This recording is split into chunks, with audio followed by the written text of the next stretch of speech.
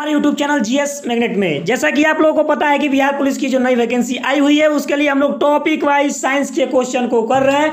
पिछले वीडियो में हम लोग विभिन्न प्रकार के टॉपिक से क्वेश्चन बनाए हुए हैं। इस वीडियो में भी हम लोग एक नए टॉपिक के साथ उपस्थित है। वीडियो शुरू करने से पहले यदि आप लोग हमारे चैनल पर नए हैं तो कृपया चैनल को सब्सक्राइब करें और बगल में बेल बटन को भी दबाएं ताकि जो भी वीडियो हम लोग डालें आप लोगों के पास बहुत जल्दी पहुंच जाए। और हाँ दोस्तों, समय को देखते हुए आप लोग बिहार पुलिस की तैयारी में अभी से लग जाइएगा तो आप लोगों के लिए बहुत ही बेहतर होगा। तो चलिए आज के इस वीडियो में हम लोग का टॉपिक रहने वाला है वर्क और एनर्जी से क्वेश्चन जो है होने वाला है, इसलिए इस वीडियो को मिस मत कीजिएगा। बहुत ही लाजवाब क्वेश्चन सेट किया गया है जो एग्जाम में आने की संभावना रहती है। चलिए क्वेश्चन को शुरू करते हैं और देखते हैं कि पहला क्वेश्चन क्या है। हमारा जो पहला क्वेश्चन है दोस्तों वो है इलेक्ट्रॉन वोल्ट में कितने जूल होते हैं। इलेक्ट्रॉन वोल्ट में बताना है दोस्तों कि कितने जूल होते हैं। तो अगर बात की जाए इसके राइट आंसर की दोस्तों, तो इसका राइट आंसर आप लोगों को पता है, यानी कि 1.6 × 10⁻19 जूल जो होता है इलेक्ट्रॉन वोल्ट में होता है। ठीक है, चलिए चलते हैं अपने अगले प्रश्न की ओर और देखते हैं कि अगला प्रश्न क्या है। हमारा जो अगला प्रश्न है दोस्तों वो है वाट किसके बराबर होता है। वाट जो होता है दोस्तों किसके बराबर होता है, तो वाट जो दोस्तों होता है वो जो है यानी कि ऑप्शन नंबर सी को आप लोग याद रखिए, यानी कि 1 जूल प्रति सेकंड के बराबर जो होता है वाट होता है। ठीक है, चलिए चलते हैं अपने अगले प्रश्न की ओर और देखते हैं कि अगला प्रश्न क्या है। हमारा जो अगला प्रश्न है दोस्तों वो है निम्नलिखित में से कौन कार्य का मात्रक है। निम्नलिखित में से कौन सा कार्य का मात्रक है दोस्तों, तो बात की जाए कार्य की मात्रा को दोस्तों तो आप लोग याद रखिएगा NM, यानी ऑप्शन नंबर ए को आप लोग याद रखिएगा। कार्य की मात्रक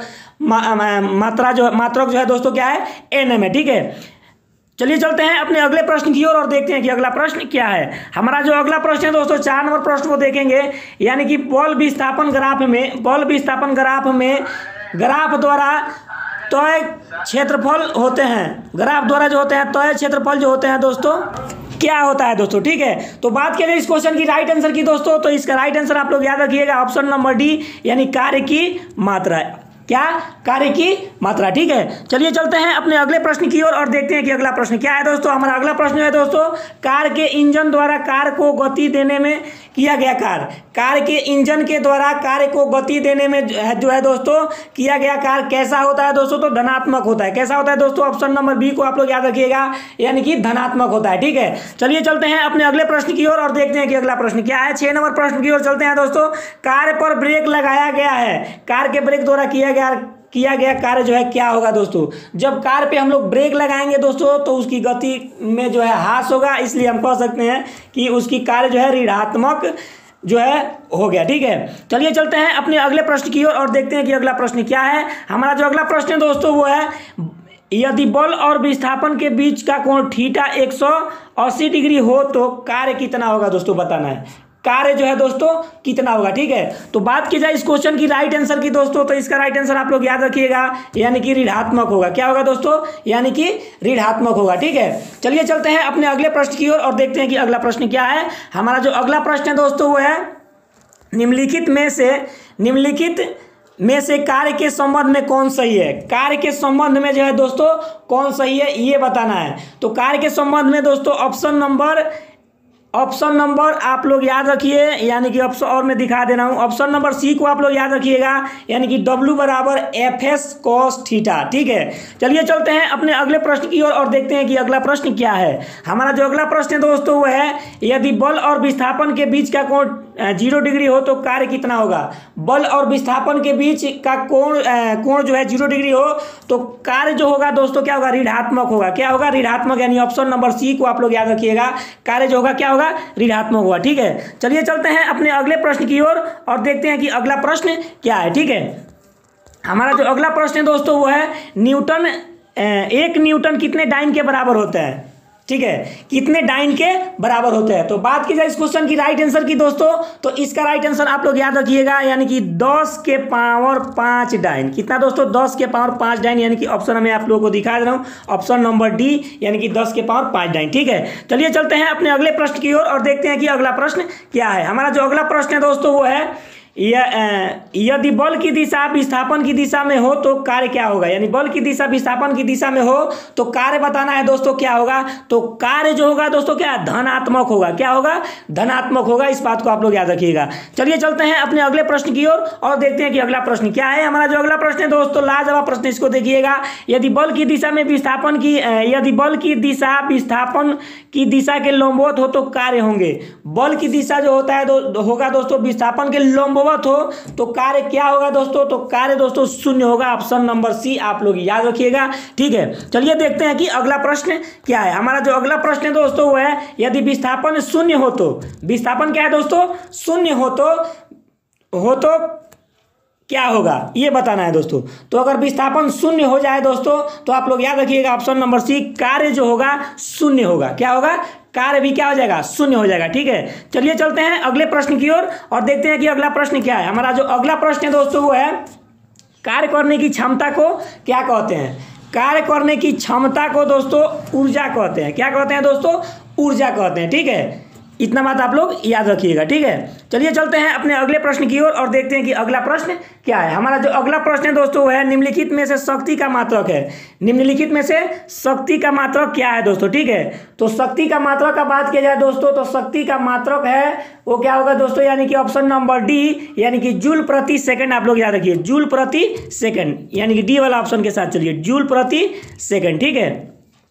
चलिए चलते हैं अपने अगले प्रश्न की ओर और देखते हैं कि अगला प्रश्न क्या है। हमारा जो अगला प्रश्न है दोस्तों वो है यानी कि जूल में एक जूल में कितने अर्घ होते हैं। एक जूल में कितने अर्घ होते हैं दोस्तों, तो 10 के पावर 7 अर्घ आप लोग याद रखिएगा इसका राइट आंसर, ठीक है। चलिए चलते हैं अपने अगले प्रश्न की ओर और देखते हैं कि अगला प्रश्न क्या है। हमारा जो अगला प्रश्न है दोस्तों वो है निम्नलिखित में से कौन गतिज ऊर्जा को दर्शाता है। निम्नलिखित में से कौन गतिज ऊर्जा को दर्शाता है दोस्तों, तो मैं ऑप्शन आप लोगों को एक बार और दिखा दे रहा हूं, यानी कि 1/2 mv² जो है गतिज ऊर्जा को दर्शाता है, ठीक है। चलिए चलते हैं अपने अगले प्रश्न की ओर देखते हैं कि अगला प्रश्न क्या है। हमारा जो अगला प्रश्न है दोस्तों वो है स्थितिज ऊर्जा का एसआई मात्रक क्या होता है। स्थितिज ऊर्जा का जो है दोस्तों एसआई मात्रक क्या होता है बताना है। तो स्थितिज ऊर्जा का एसआई मात्रक जूल होता है दोस्तों, क्या होता है जूल होता है, ठीक है। चलिए चलते हैं अपने अगले प्रश्न की ओर देखते हैं कि अगला प्रश्न क्या है। हमारा जो अगला प्रश्न है दोस्तों कमानीदार घड़ी में संचित रहता है, यानी कि कमानीदार घड़ी में क्या संचित रहता है दोस्तों, तो आप लोगों को पता होना चाहिए कमानीदार घड़ी में यानी कि स्थितिज ऊर्जा जो है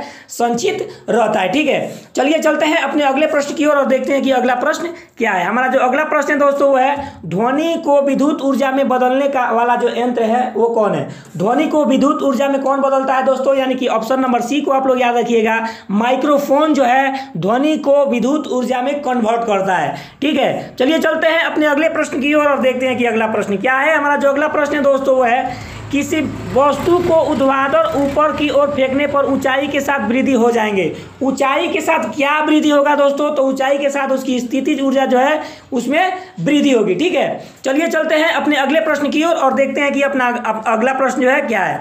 अगला प्रश्न है दोस्तों वो है किसी वस्तु को ऊर्ध्वाधर ऊपर फेंका गया। किसी वस्तु को ऊर्ध्वाधर ऊपर फेंका गया तो अंतिम बिंदु पर स्थितिज ऊर्जा गतिज ऊर्जा क्या होगी दोस्तों, तो अंतिम बिंदु पे है जो दोस्तों गतिज ऊर्जा जो है शून्य हो जाएगी। क्या हो जाएगी, शून्य। कोई भी वस्तु जो है ऊपर जब फेंकते हैं दोस्तों तो एक निश्चित दूरी तय करने के बाद वहाँ रुक के फिर क्या हो जाती है नीचे गिरना शुरू हो जाती है, इसलिए उसका जो है गतिज ऊर्जा क्या हो जाएगा दोस्तों एंडिंग ऊपर वाला पॉइंट पे शून्य हो जाएगी, ठीक है।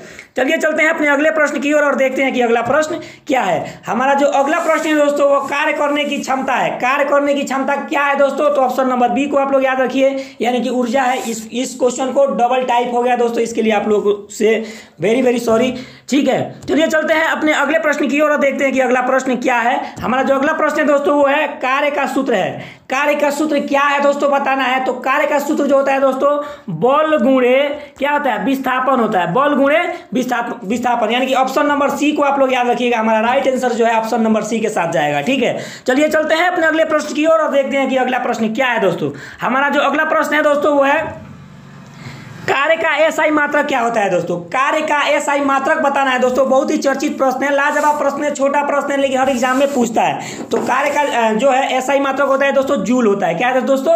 जूल होता है। ठीक है, चलिए चलते हैं अपने अगले प्रश्न की ओर और देखते हैं कि अगला प्रश्न क्या है। हमारा जो अगला प्रश्न है दोस्तों वो है शक्ति का मात्रक बताना है दोस्तों। शक्ति का एसआई मात्रक बताना है। तो शक्ति का एसआई मात्रक ऑप्शन नंबर ए को आप लोग याद रखिए, यानी कि वाट होता है। क्या होता है दोस्तों? वाट होता है। ठीक है, चलिए चलते हैं अपने अगले प्रश्न की ओर और देखते हैं कि अगला प्रश्न क्या है दोस्तों। हमारा जो अगला प्रश्न है दोस्तों, यानी कि किसी h मीटर ऊंचाई पर स्थित वस्तु में संचित होगी।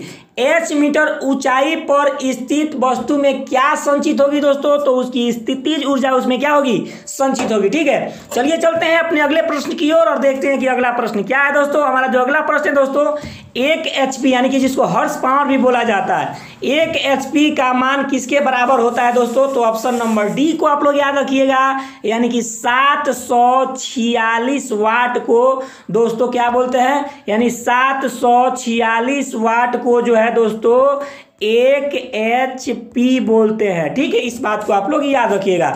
चलिए चलते हैं अपने अगले प्रश्न की ओर और देखते हैं कि अगला प्रश्न क्या है। हमारा जो अगला प्रश्न है दोस्तों, किलोवाट घंटा कितने जूल के बराबर होता है? 1 किलोवाट घंटा जो है दोस्तों कितने जूल के बराबर होता है दोस्तों बताना है। तो बात की जाए इस क्वेश्चन की राइट आंसर की दोस्तों, तो इसका right answer option number C को आप लोग याद रखिएगा, यानी कि 3.6 गुणे 10 के पावर 6 जूल जो होता है 1 किलोवाट जूल के बराबर होता है। ठीक है, चलिए चलते हैं अपने अगले प्रश्न की ओर और देखते हैं कि अगला प्रश्न क्या है। हमारा जो अगला प्रश्न है दोस्तों वो है किसी वस्तु पर किया गया कार्य निर्भर नहीं करता।